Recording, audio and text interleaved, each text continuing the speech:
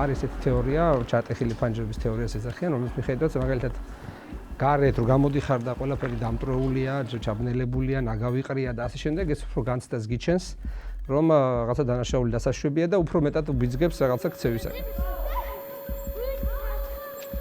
დანაშაულის ნორმალიზება ხდება საზოგადოებაში და ამას რა თქმა უნდა არასრულწლოვანებიც ხედავენ და უფრო მეტი გავლენა აქვთ აი ამ პროცესების.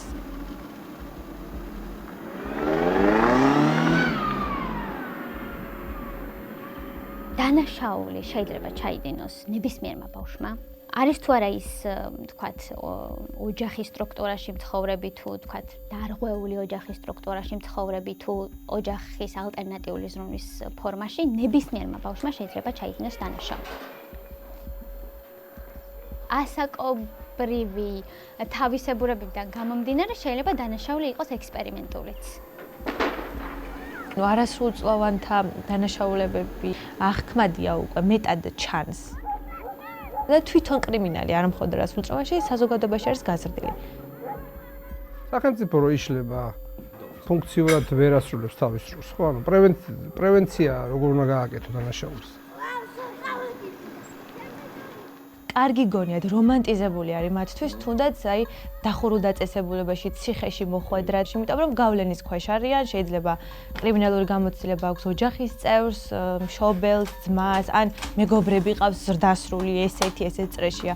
აი 8 წლის ბავშვიც კი ყოფილა სადღაც 25 წლის ადამიანთა წრეში, რომლებსაც აქვთ კრიმინალური, თქვათ, ცხოვრება და აი იმათ გავლენის ქვეშ იმდენად იყო, რომ ზუსტად მისი პასუხი იყო, რომ მე კარგია ეგრეთ წოდებულად უფრო ვაჟკაცი გამოვალ. კანონთან კონფლიქტში მყოფი ბავშვი არის ბავშვი, რომელიც არ ღვევს კანონს, რომელიც ჩადის კანონს საწინააღმდეგო ქმედებას და არის არასრულწლოვანი.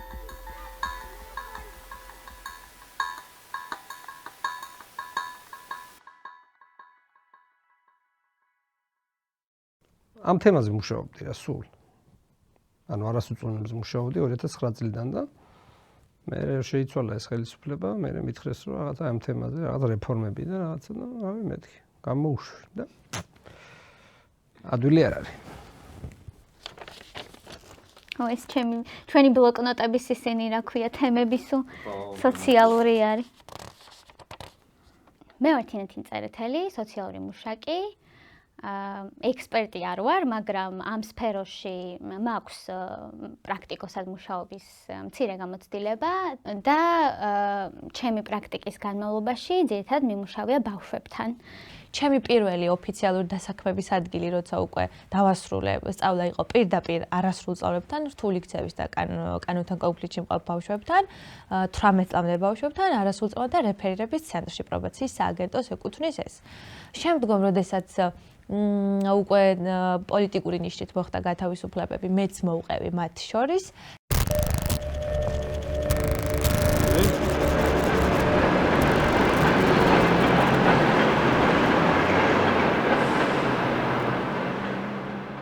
ჩვენთან საზოგადოებაში არის მრავალი პრობლემა. იქნება ეს, თქვათ, ეკონომიკური პრობლემები, მათ შორის რომელიც გავლენას ახდენს ბავშვის დანაშაულებრივ ქმედებაზე, ოჯახში როცა არის ძალიან მძიმე ეკონომიკური მდგომარეობა.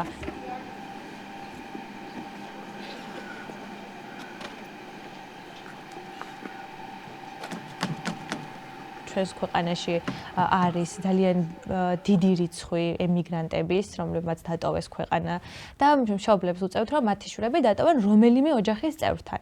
ეს არის ძალიან დიდი გამოწვევა, იმიტომ რომ ხშირ შემთხვევაში ბავშვები იყვნენ, თქვათ, ბებიასთან, ბაბუასთან ან რომელიმე ნათესავთან დატოვებული და ისინი ვერ ახერხებდნენ ბოლომდე კავშირი დაემყარებინათ ამ ბავშვთან. ქონოდათ ინფორმაცია მათ ემოციურ მდგომარეობაზე, სოციალურ ცხოვრებაზე, რას აკეთებენ ისინი, მაგალითად, როდესაც გადიან ოჯახიდან. ვერ აკონტროლებდნენ ასევე მათ სკოლაში ქმედებებს. ბებიას და ბაბუას უჭირდა ხშირ შემთხვევაში ამ კავშირის დამყარება.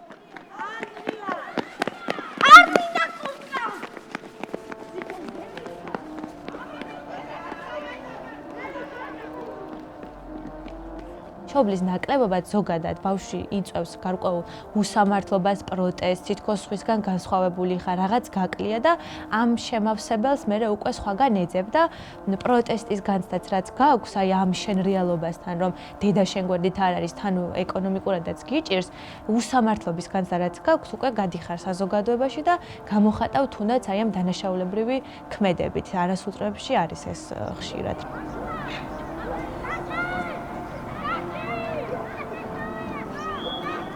თანამედროვე მიდგომები ბავშვთან მიმართებაში ეხლახანს დაიწყო ამის გააზრება საქართველოში და მაინც ბოლომდე არც საბჭოთა პერიოდში და არც იმ პერიოდში არ არსებობდა.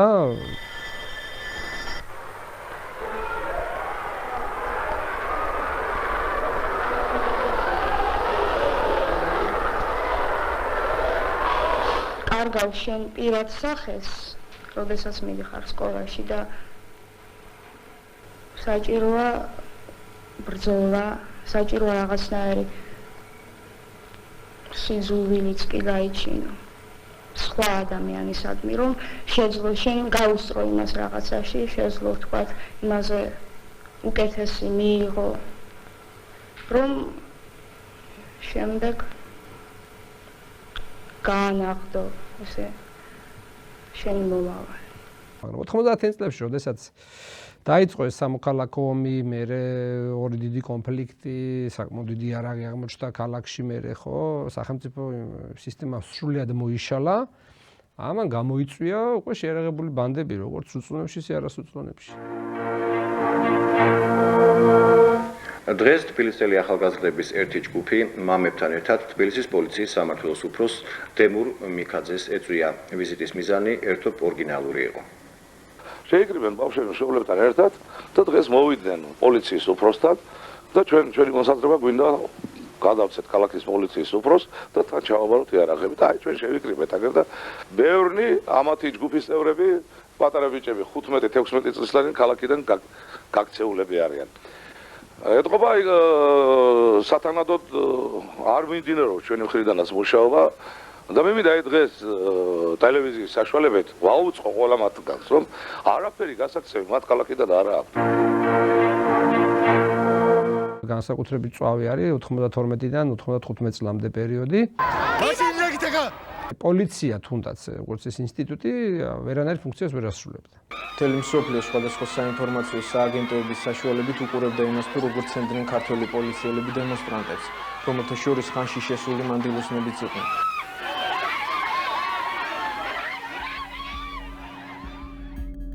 თავდაცვითი მექანიზმია უფრო მეტად, რომ ხა შენ იცავ თავ, შენ აგრესიული უნდა გახდე, რომ ნაკლებად დაგჭაკროს ვიღაცამ და ამიტომ ეს აგრესიული გარემო იყო მუდმივად, მუდმივი კონფლიქტები ამ მოზარდებს და დიდებს შორის და მთელი ჩემი ახლა ბავშვობის ეს პერიოდი რომ ახსენდება, სულ ესეთი გარემო იყო და რომელიც საკმაოდ სტრესულია ბავშვისთვის, ხო? ახლა სკოლაშიც, სკოლიდან დაწყებული უბანში და ასე შემდეგ. და თვითონ გარემო ისეთი იყო, რომ ახლა ბავშვებს გიჩნდება ახლა განცდა, რომ რა ვიცი, ახლა იარაღი რატო არ მოკონდეს შენც, ახლა თუ ყველას აქვს. ერთ-ერთმა ახალგაზრდამ პოლიციას ნებაყოფლობით ავტომატი ჩააბარა. სკოლაც იყო რა ხარ არის, სკოლაში იმ საგნებსაც ვერ სწავლობდი ხარისხიან და არათუ რაიმე ტიპის პრევენცია მომხდარიყო, იქ პირიქით ძალადობის ბუდე იყო და კონფლიქტების და ასე შემდეგ რა.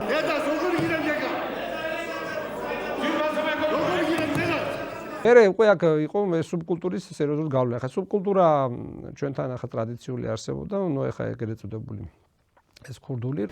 ვინ გინდა რომ იყო? მე მინდა რომ ვიყო ქურდი. განა მოვიპარო, ქურდი რო ვიყო მეთქი. გავეჩინები ყველას. ნუ ვიცი ამას მე პრეზიდენტ. აი მაგალითად მახსოვს ძალიან კარგი ტრენდი იყო საუბარი იმასთან დაკავშირებით, რომ თუნდაც უნივერსიტეტში რო ჩავაბარე, ადგინა ხარ რო სწავლობ, მაინც არაფერი არ გამოვა. მაინც ვიღაც უნდა გყავდეს და ანუ ის რო სწავლა და რაღაცას რამე ღირებულება აქვს, ძალიან ცუდად ჩანდა ეს ყველაფერი. ქუთაისის სახელმწიფო უნივერსიტეტებში განათლების სამინისტროს გადაწყვეტილებით სხვა ქალაქებისაგან განსხვავებით ახალგაზრდებს სწავლის გაგრძელება შეუძლიათ უგამოცდოთ. დაწესებული საფასურის წინასწარი გადახდით. ციხე იყო ყველაზე კორუმპირებული, ციხის დირექტორი თანამდებობას ყოფილიყო, სამშინაგ საქმეთა სამინისტროში იყო. თვეში $40,000 შეხტიდა და ნუ შედიოდი იმდან კორუფციული სისტემა იყო. ხა მე თვითონ მოვესწარი ამ კორუფციულ სისტემას, როცა დავამთავრე უნივერსიტეტი 2002-ში, ადვოკატობა დავიწყე და რაღაც კლიენტს ანახავად რომ მივდიოდი. ხანახამ თხოვდნენ ხოლმე ამანათის აღებას და ამანაჯერ ყველა ამანათი ჭამდა იქ. და მე იქ რომ მიდიოდი, რა ვიცი, ხა ყველაფერს თავის ფასი ჰქონდა რა. იმის შეტანა ამდენი ლარი, იმის შეტანა იმდენი ლარი. მე მინდა დღეს მოვაწერო ხელი კანონს ორგანიზებული დანაშაულის და რეკეტის შესახებ. ვარდების რევოლუციამ სერიოზული გარდატეხა შემოიტანა. ყველა კრიმინალური ავტორიტეტი იქნება იზოლირებული. ჩვენ უზრუნველყოფთ, რომ მათ არ ქონდეთ კავშირი გარე სამყაროსთან. ჩვენ უზრუნველყოფთ იმას, რომ ნარკოტიკებით ვაჭრობა ციხეებში დამთავრდეს. ამისათვის მოგვიხდება მკაცრი ნაბიჯების გადადგმა, ევროპული ნორმების შემოტანა, ისე როგორც არის ყველგან ევროპაში. სერიოზულად შეასუსტა ამ ქურდული სამყაროს გავლენა ფინანსურად პირველ რიგში. ხა მე ვერ ვფიქრობ, რომ მენტალურად ბოლომდე ამოძირკვა, იმიტომ რომ ამას ცოტა გრძელვადიანი ის უნდა. ინვესტიციას განათლების და ნაწყვეტილი ასე შემდეგ რა. ანუ ეს ასწრაფად არ ხდება. თუმცა გავლენა მოახდინა და ძალიან შეასუსტა ერთმნიშვნელოვნად. და ბოლო და გამოიწვია ამ კრიმინალურ ავტორიტეტების და ქურდების მიგრაცია.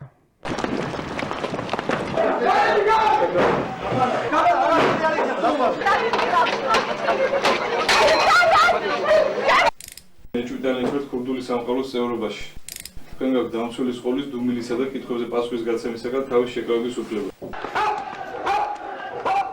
თუმცა ბავშვებთან მიმართ მიდგომები მაინც კარგი არ იყო, იმიტომ რომ როგორც ნულოვანი ტოლერანტობა შეეხო ბავშვებსაც, იმიტომ რომ მე მახსოვს ახლა 300 პატიმარი იყო ციხეში, ანუ ტალღაში ისინიც მოყვნენ, ანუ ეს ბავშვებიც როგორც დიდები ყველა და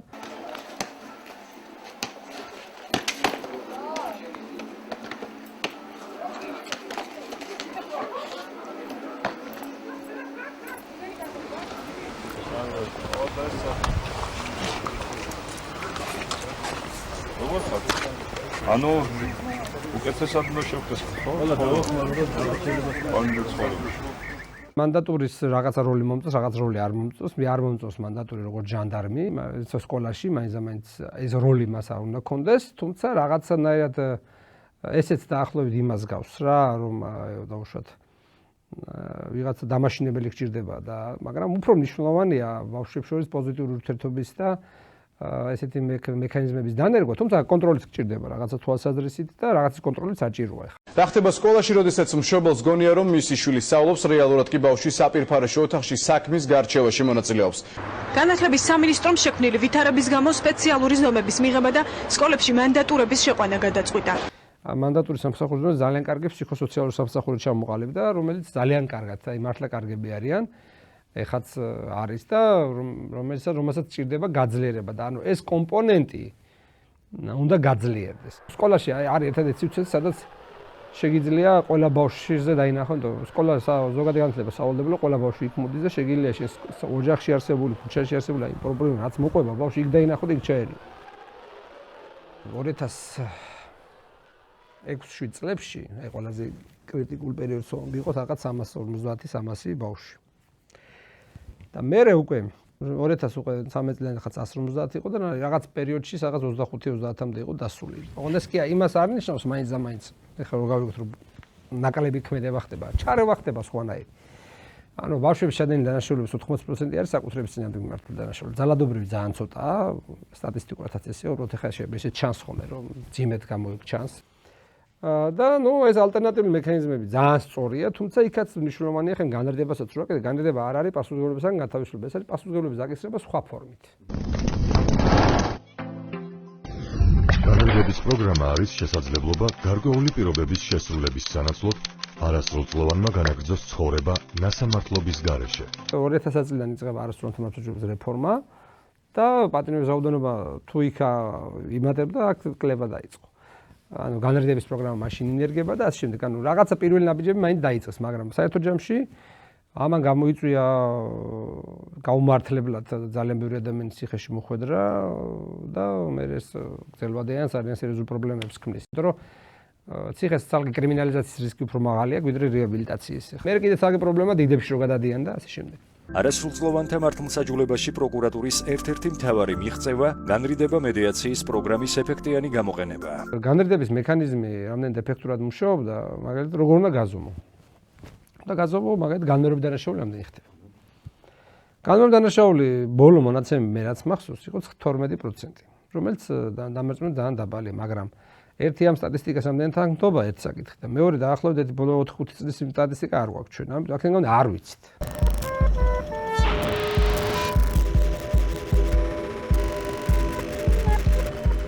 ახლა ის ხო დაუჟელობის განცდა არის თუ არა, შეიძლება იქ პრობლემა სადღაც იყოს, მაგრამ ეს პრობლემა რამ გამოიწვია, ხო? გამოიწვია იმან, რომ ამ განრიდება და სხვა ალტერნატიული მექანიზმები რამდენად სწორად გამოიყენეს შენ. რატო გაუჩნდა ეგეთი განცდა? მაგასაც შეფასება უნდა რა. შეიძლება იყოს ეგ პრობლემა სადღაც, მაგრამ ჩვენ ვიზოდეთ მაგ პრობლემის რა მასშტაბის არის ეგ პრობლემა და რატო შეიძლება გაჩნდა განცდა მოზარდებში ეს, იმიტომ რომ შესაძლებელია ის ალტერნატიული მექანიზმი რაც უნდა გაგეკეთებინა, იმას არ აკეთებ ეფექტურად.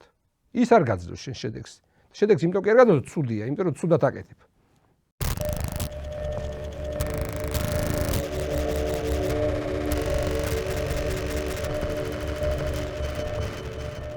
თუ ამ პროცესს რაიმე წარმატება ჰქონდა, ეს იყო მხოლოდ ევროკავშირის გაეროს ბავშვთა ფონდის და იქ არსებული არასამთავრობო ორგანიზაციების დამხმარებლობით. განსაკუთრებით ევროკავშირი და გაეროს ბავშვთა ფონდი UNICEF. ეს იყო თავარი მიმწოლიანი და სერვისების მიმწოდებლებიც და ასე შემდეგ, მე არ მახსოვს 90% ეს იყო. მე ნელა-ნელა უკვე დაიწყო დისტანცირება ამ პროცესისგან, ნელა-ნელა.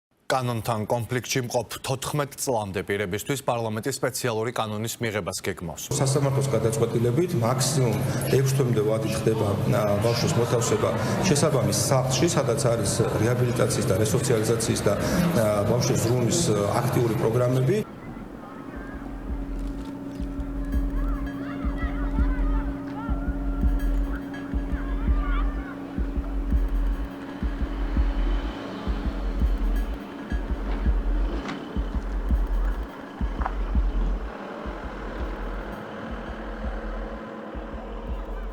პოლიტიკას როცა ქმნი, ნებისმიერ საერთაშორისო დოკუმენტი, საერთაშორისო სტანდარტი, ექსპერტი რო კითხო, ეხლა ყველა გეტყვის რომ პატიმრობა, იზოლაცია, ან ესე და უკიდურესი ზომა და უფრო მეტად დამაზინებელი ვიდრე შედეგის მომტანი. როდესაც მარტო ამაზე აკეთებ აქცენტს, ეს არის რაღაცნაირად პრობლემაზე არ უსწორებ თვალს, გადადიხარ მოკლე გზაზე და უბრალოდ მხოლოდ იმიტომ რომ საზოგადოების უსაფრთხოების განცდა გაუჩინო ადამიანების იზოლაციით და ასე შემდეგ ცდილობ ეს პრობლემა ვითომ დროებით მოაგვარო, რომელსაც არ აგვარებ, იმიტომ რომ იმენა დაზიანებ ამ პროცესს, ხო, ამ იზოლაციით რომ გამოშვება უფრო მეტი პრობლემების მქონე ადამიანი გამოვიდეს გარეთ. ეს არის უკიდურესი ფორმა და გამოიყენება ყველაზე უკიდურეს შემთხვევაში, გამომდინარე აქედან, რა თქმა უნდა, ის პირველ რიგში ასრულებს პრევენციულ ხასიათს, სწორედ ამიტომ მნიშვნელოვანი არის ის პროექტები, რომელსაც განათლების მეცნიერებისა და ახალგაზრდობის სამინისტრო, შინაგან საქმეთა სამინისტროსთან ერთად ახორციელებს. მე ხარ, როდესაც არის ხომ საუბარი და უშუალოდ რომ მოიმატა დანაშაულმა, ხო, რაღაცა მატება ნამდვილად შეიმჩნევა, ხო, მაგრამ ჩვენ ზუსტი დიაგნოზი არ ვიცით. ზუსტი ანალიტიკა არ ვიცით. ანუ ეს არის სოციალურ-ეკონომიკური ფაქტორებით გამოწვეული, ეს არის ასე ვთქვათ თვითონ ამ პოლიტიკის შედეგად.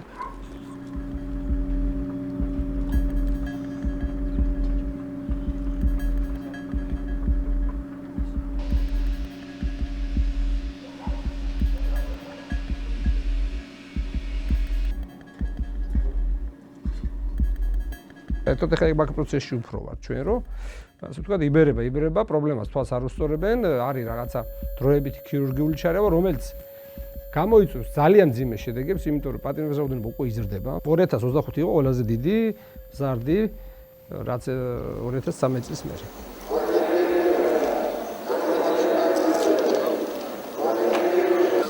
სტატისტიკა ჩვენ შეგვიძლია გქონდეს ზუსტად იმ დაწესებულებებიდან, ბებისგან, რომლებიც მუშაობენ დანაშაულის პრევენციაზე და უკვე დანაშაულზე.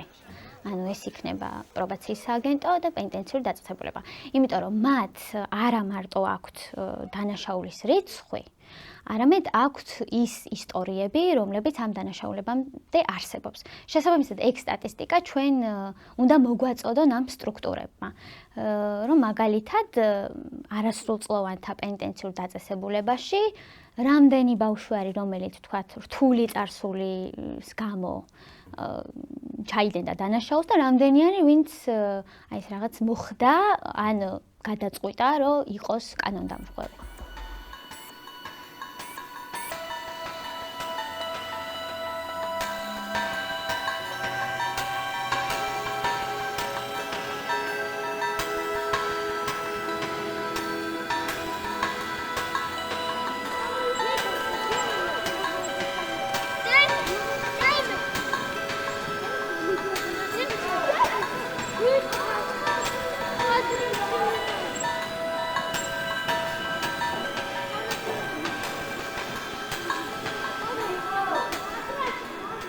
ადრეული პრევენცია ნიშნავს, რომ როდესაც აი ხშირად არის ხოლმე მაგალითად საუბარი, რომ არასწორი წარმოდგენები, რომ ბავშვი დანაშაულს ჩადის, პირველი ადამიანს ახსენდება კანონის სიმკაცრე, პოლიციის მოქმედება და ასე შემდეგ, მაგრამ აი აქამდე როგორ მივიდა და რატო გადადგა ეს ნაბიჯი, ეს არის ყველაზე მთავარი.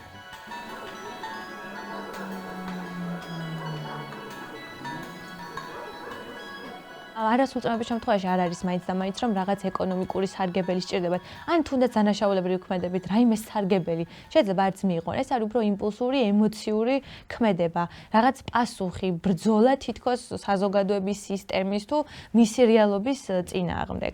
თანაც თუ რეალიზებას ვერ ახდენს ეს ბავშვი ოჯახში, სკოლაში, არ არის საკმარისად რეალიზებული, ძალაუფლებას ეძებს უკვე გარეთ, სხვაგან და ეს ძალაუფლება მოდის რითით თუ არა კანონდარღვევით და რაღაც ძალის წარმოჩენით ამ შემთხვევაში.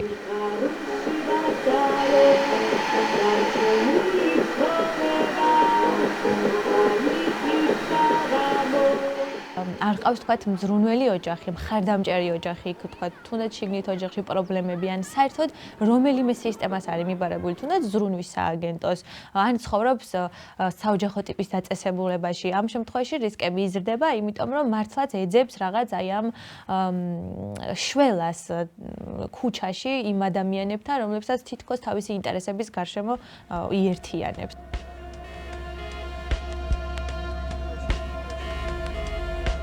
აი მაგალითად ჩემი მუშაობის პრაქტიკიდან იმ ბავშვებთან რომლებთანაც მუშაობდი და ქუჩასთან დაკავშირებულ ბავშვებთან, როდესაც დავიწყე მუშაობა, ერთ-ერთი ამბავი იყო, რომ მითხრეს, რომ ბავშვები იპარავენ კარაქს. ჩვენ გქონდა ეს საკვებით უზრუნველყოფილი იყვნენ ჩვენს ცენტრში ბავშვები და ჯერ არის რომ უნდა ჭამონ ეს კარაქი თუ სადმე აქვთ ეს კარაქი, ხო? არიან ბავშვები, რომლებიც მაღაზიიდან, სუპერმარკეტებიდან იპარავენ კარაქს. მაგრამ რეალურად რო დაფიქრდე, ეს არის რაღაცნაირი დანაშაულებრივი ჯაჭვი. იმიტომ რომ თუ არიან ბავშვები, რომლებიც იპარავენ კარაქს, არის ადამიანი, რომელიც ამ კარაქს იბარებს. ანუ ვიღაცას აბარებდნენ, ხო, ფულის სანაცვლოდ, რა თქმა უნდა. შემდეგ, როდესაც ბავშვები ამ კარაქს ჩააბარებენ და ამის სანაცვლოდ თანხას აიღებენ, არსებობენ ადამიანები, რომლებიც ამ კარაქს შეიძენენ. და გარე დახლებზე შედარებით იაფასიან პროდუქტს, კარაქს, როდესაც შეიძენენ, არ დასვამენ კითხვას, ეს კარაქი ამ დახლზე საიდან მოვიდა. და ესეთი, ანუ ეს ჯაჭვი არის, რომელიც შეიძლება ბავშვის კანონთან კონფლიქტში ყოფნით დაიწყოს. არის კი გამოხატული აშკარა, რომ ოჯახს აქვს რაღაც ეკონომიკური პრობლემები. ბავშვი ცხოვრობს თქვათ სიდუხჭერაში. თუმცა მინდა ესეც თქვა, რომ ძალიან იდეალური, ასე რომ თქვათ, მხარდამჭერი, ფინანსურად მყარი ოჯახიდანაც ყოფილა დანაშაულებრივი ქმედების ჩამდენი არასრულწლოვანი. რაღაც ინერციით რაღაცა მიდის. ინერციით, მაგრამ უკვე აშკარად ჩნდება რეპრესიული მექანიზმზე გადასვლა, ანუ ჩარევა ყოველთვის უნდა მოხდეს. კი არ არის არაფერი. შეიძლება რაღაც ქცევის კორექცია, ქცევის კონტროლით, უკიდურეს შემთხვევაში რაღაცა იზოლაცია, ან ოჯახში, ან სადმე, რაღაც ზედამხედველობის ქვეშ, რაღაცა, მაგრამ ეს არის უკიდურესი როგორც სხვა პრიმ, მაგრამ უფრო საგანმანათლებლო სოციალური დაცვის სისტემის ნაწილია. ეხლა ქმნიან სისტემას, ოდესაც შეიძლება ინსტიტუციაში მოათავსო 10 წლიდან 18 წლამდე. არ ვარქმევ ციხეს, მაგრამ იზოლაციაში ციხე არა, აბა ეხლა ადამიანი თავის ნებით თუ აღარ გამოდის შენობიდან, მეტი კი არაფერი არ არის ციხე. რაღაცა სარეაბილიტაციო ცენტრი, სადაც შეიძლება ამ ბავშვებთან სერიოზული მუშაობა გამართონ სპეციალისტებმა, რომლებიც ჩამოაშორებენ ამ კრიმინალურ სამყაროს ამ ადამიანებს ეს აუცილებლად გასაკეთებელი იყო.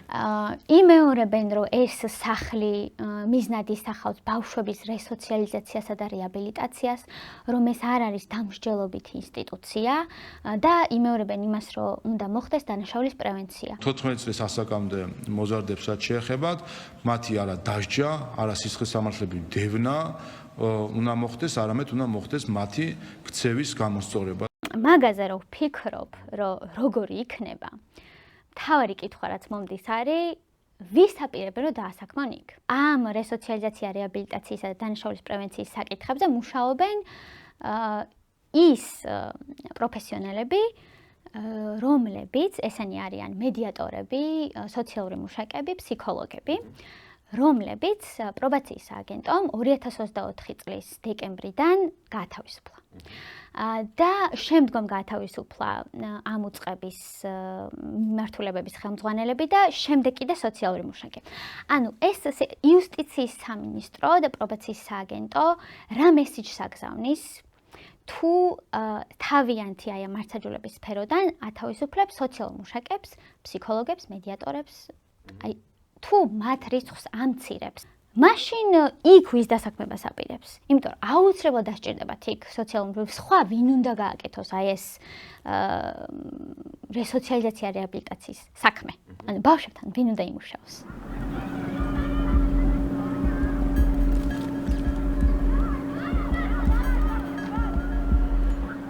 ამ შემთხვევაში მით უმეტეს, როდესაც არასრულ წამლებთან გვაქვს შეხება, უარყოფითი ქცევების ათვისება ერთმანეთისგან არის ძალიან მარტივი.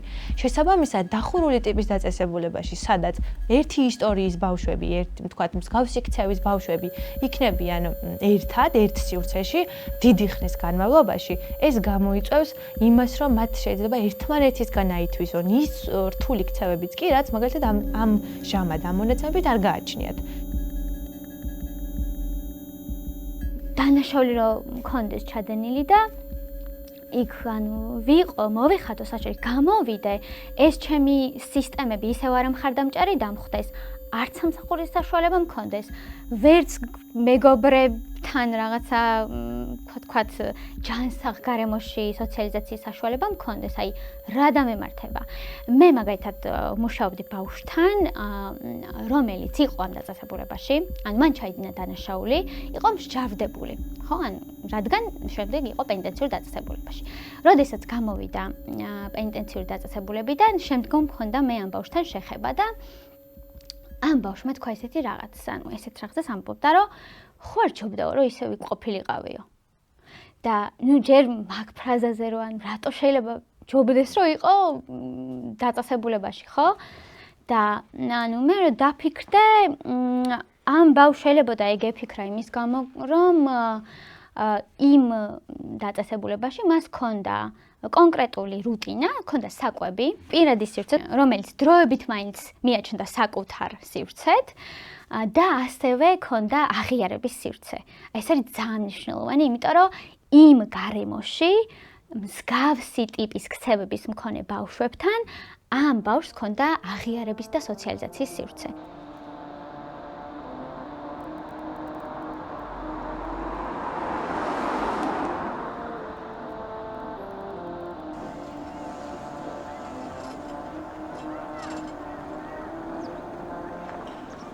ასაკობრივი კატეგორია არის ძალიან პატარა, ვერ ემთხვევა ბავშვის განვითარებას, ეს ვერც სტანდარტებს ვერ ემთხვევა, რაც აღიარებულია, როგორც უნდა მიუდგეთ ბავშვებს და ასევე ის, რომ რა მიზანიც აქვს, ამ მიზანს ვერ შეასრულებ. რაც არ უნდა არასადამსჯელო უწოდოთ, დახურული ტიპის დაწესებულებას ეს აქვს ძალიან ცუდი, რომ უკვე დასჯადია და უკვე დამნაშავეს სიარლიღი გაქვს.